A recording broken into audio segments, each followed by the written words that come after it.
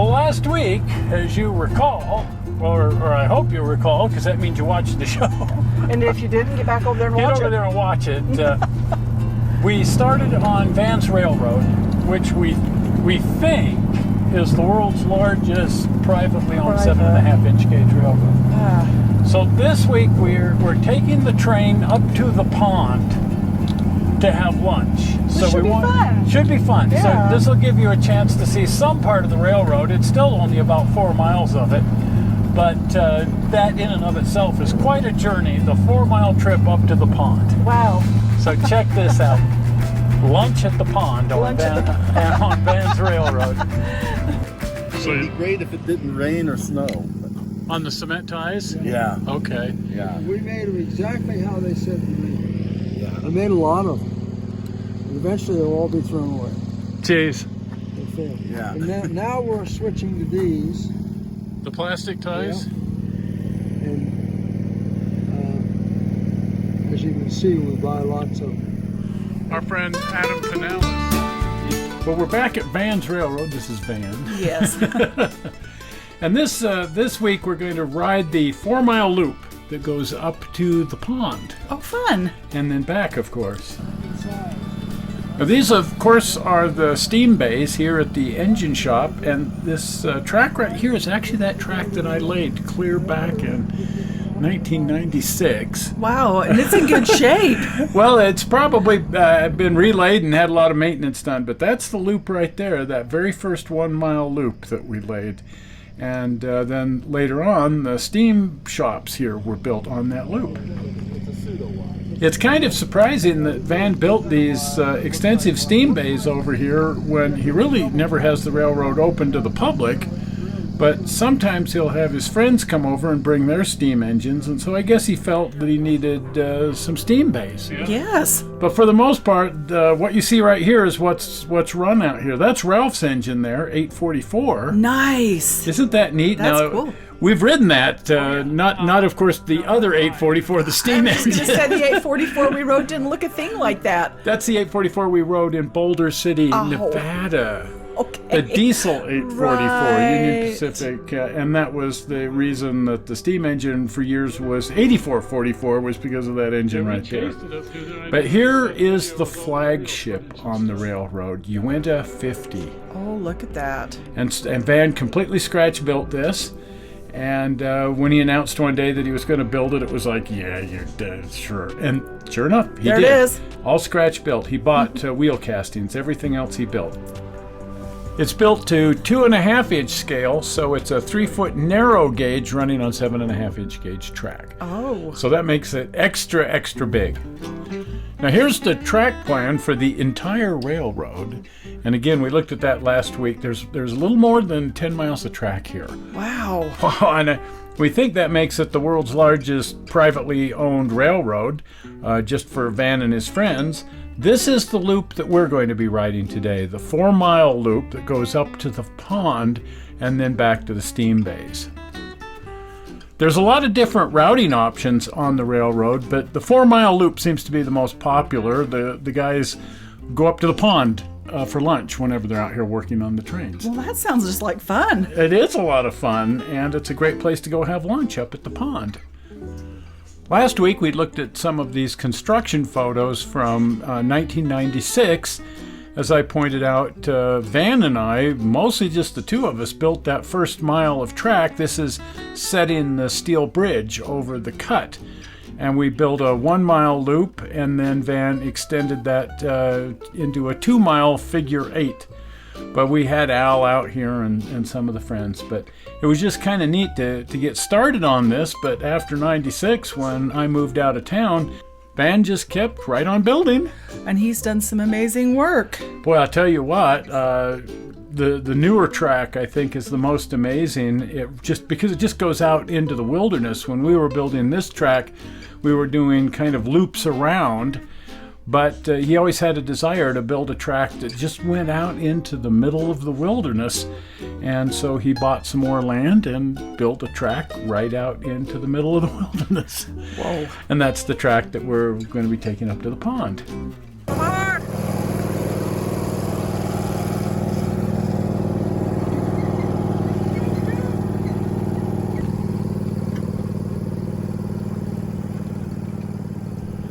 Now here again, we're still on that original loop that Van and I laid in 1996, and we're heading over toward where we put in the steel bridge. But we're not going to be going over the steel bridge. Oh, shoot. Yeah, the new 4-mile loop diverts off to the right long before we get over to the steel bridge. This area right here, there's a lot of different tracks going in a lot of different directions, but once we break off to the right, we start leaving all of these routing options behind and just head out into the trees. And it isn't just the Unita 50 that Van envisioned in 2.5-inch scale. He really envisioned the whole railroad to be a 2.5-inch scale, 7.5-inch gauge model railroad, so that the whole thing has the look and feel of a 3-foot narrow gauge. Yes, and the feel especially. Especially the feel. I mean, once we get out away from these other routing options, it really does feel like we're on the Cumbers and Toltec. We're out in the wild, wild west. The wild, wild west.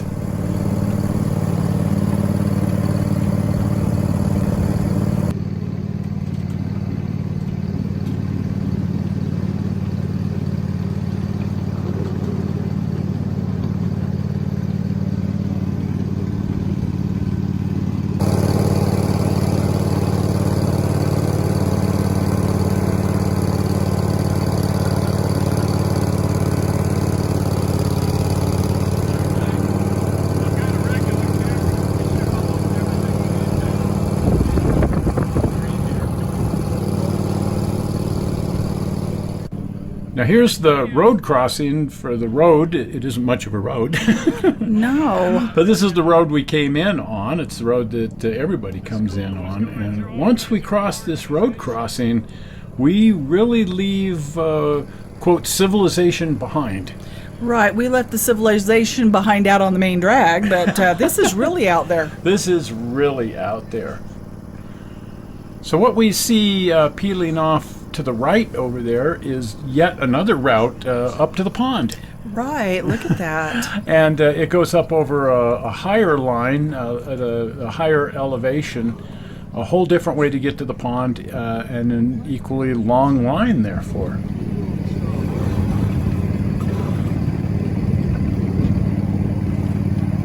Well, this track here takes you up to another world. Uh-huh.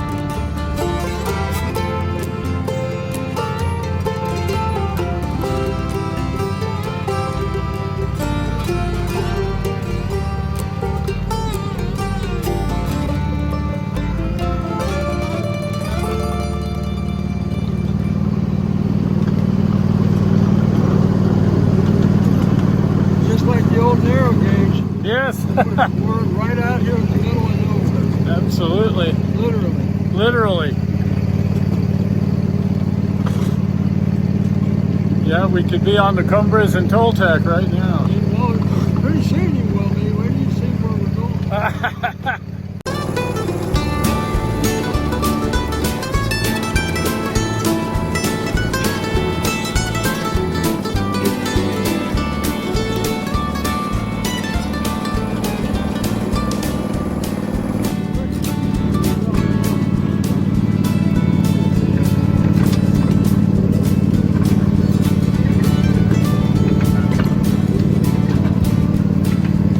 Look down through here on the left. Nothing. Look up on the right. Wilderness.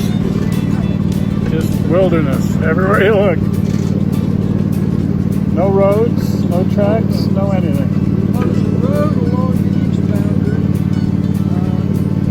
It goes up the road. But there's not much. That's big.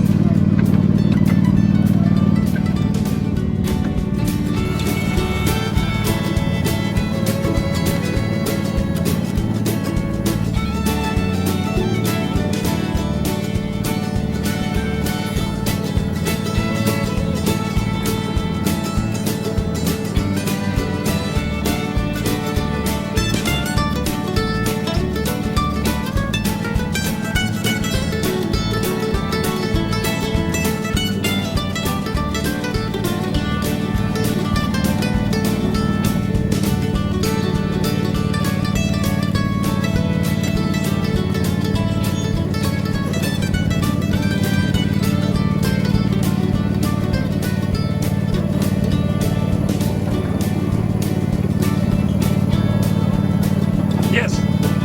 Well, right now I'm filming.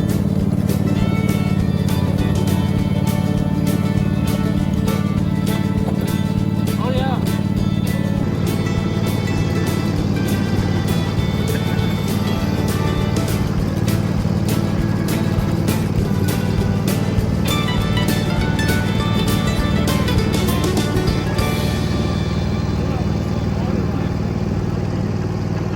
Really? Yeah. Oh, go figure. That took some political doing. I'll bet. But prohibition here on the water very far because the varmints eat plastic. Oh,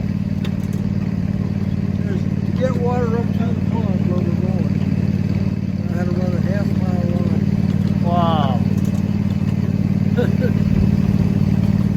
And that line's still working then?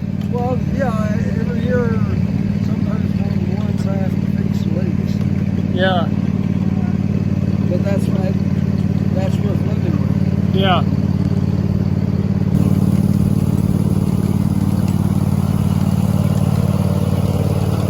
Nice bridge. Yeah, no kidding.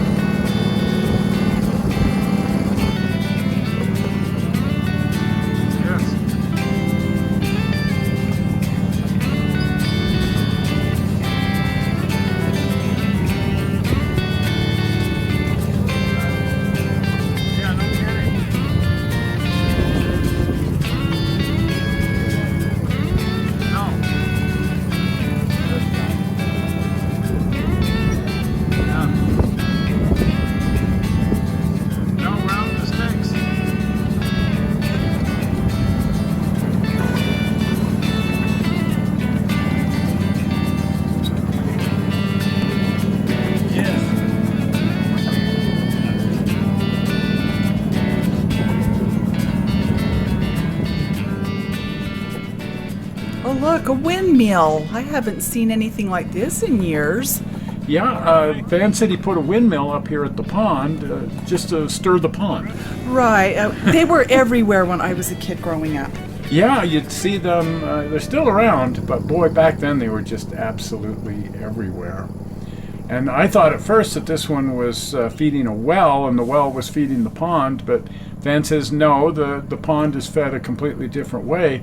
But he rigged this windmill to aerate the pond so that it wouldn't get stagnant and icky. Oh, mossy. That is a pond. As it turns out, it's not a natural pond. I thought it was a natural pond, but they said no, they built it, and it's actually fed by a water line that comes in here. I was amazed at the haven of dragonflies out here. My goodness, the big blue iridescent kind. Yeah, and Van said it attracts all kinds of wildlife. I imagine. Yeah, because there's no other water out here. No. And so after they built the pond, it attracted deer and just all kinds of wildlife. But this is their favorite place to come and have lunch when they're out here doing maintenance on the track, and I get it. It's a really nice, relaxing, shady place. Plus in the field, they plant some wheat, and they love that. Got a lot of natural wheat growing right here. Well, let's start our journey back down toward the engine shop. We're not going down the same track. It's a loop. It's a loop. And so we came up along the eastern edge of the property, and we're going back down along the western edge of the property, nowhere near where we came up at. So it's all new scenery, all new terrain. Terrain? The terrain? we're riding the terrain. But again, so that it really feels like we're in the wilderness going off in a whole new direction, because in fact we are. Right.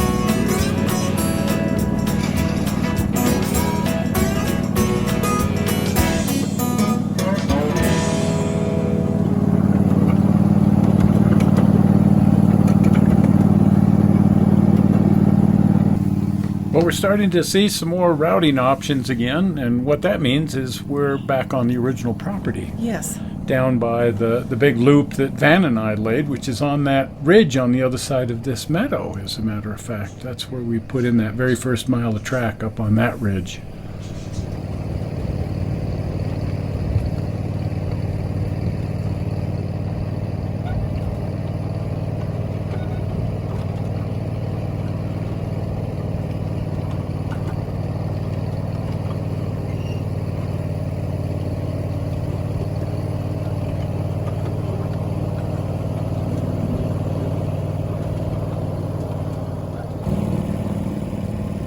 Now, as I've mentioned before, after we laid that first mile of track, Van turned it into a figure 8 configuration, and if you look off just to the right there, you can barely see the track from that figure 8, which is still in use, of course, and that's the extension on that first loop that turned it into a over-under figure 8 configuration.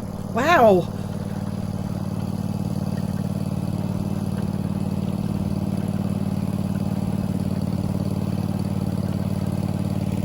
Now, this area is also where Van has dump trucks bring in loads of ballast and fill and that sort of thing for building the railroad, and you can see those mounds of gravel over to our right.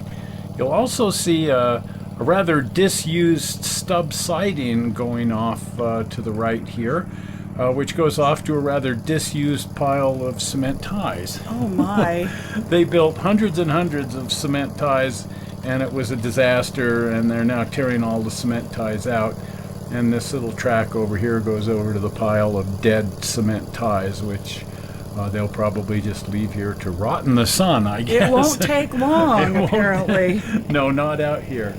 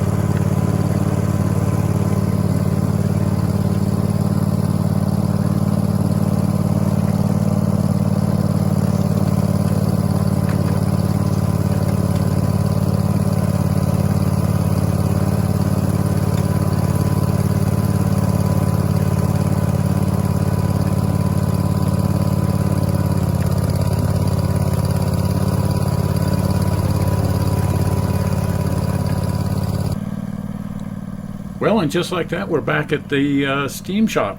Right. Put away the work train and called it a day. But wasn't that a lot of fun? Oh, that was the blast. And these guys are out here all the time doing this exact same thing. Yes. They spend all morning long doing maintenance on the track, and then they take the work train up to the pond and have lunch. And then they come down here and put the train away and call it a day. Well, that sounds like a lot of fun. And we are invited back. Yes. So we will be taking them up on that invitation. I don't know that we'll be of any help working on the track, but we can help supervise. Right, help hold the train down to keep it on the tracks. I make very good ballast. Yes, me too.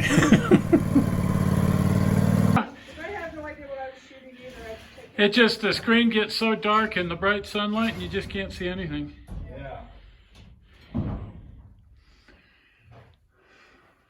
Well, there you go. Oh my, that was a lot of fun. That's a lot of fun. A 2-week show on Van's Railroad. Oh man. But that was just fun. Yeah. And we never even got onto any of the track that I laid, all those years ago. We'd have been out there longer than one day. But, well, I mean, we were out there for hours and hours just going around the 4-mile loop. Yes.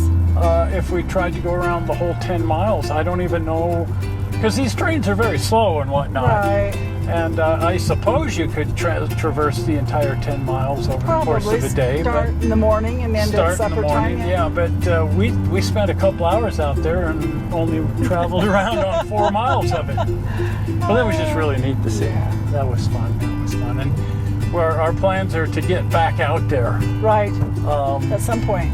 At some point when they're running steam. Yes. because they run steam quite often, but this week they were just running, doing maintenance on the track, which is, Right. of course, what with 10 miles of track you do most of the time. is Right. maintenance. Well, and hopefully when the weather cools down a little bit, it was hot. It was still hot and Sunshine. uncomfortable. It would be much funner, and I can't even imagine firing up a steam boiler in Oh, this we'd heat. be well done.